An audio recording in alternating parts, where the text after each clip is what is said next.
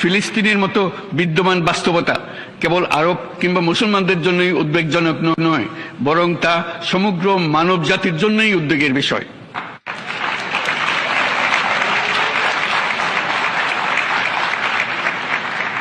একজন মানুষ হিসেবে প্রত্যেক ফিলিস্তিনির জীবন অমূল্য।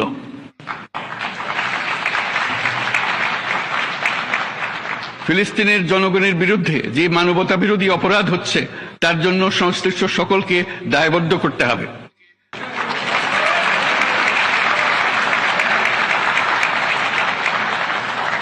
ফিলিস্তিনের জনগণের উপর চলমান নৃশংসতা, বিশেষত নারী এবং শিশুদের সাথে প্রতিনিয়ত যে নিষ্ঠুরতা বিশ্ব দেখাচ্ছে, তা থেকে নিস্তারের জন্য বাংলাদেশ অনতিবিলম্বে সম্পূর্ণ যুদ্ধবিরতির আহ্বান জানাচ্ছে।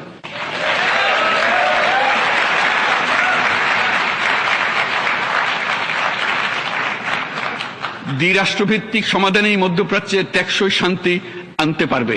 তাই জাতিসংঘ সহ আন্তর্জাতিক সম্প্রদায়ের সকলকে এর বাস্তবায়নের জন্য এখনই উদ্যোগ নিতে আহ্বান জানাচ্ছি।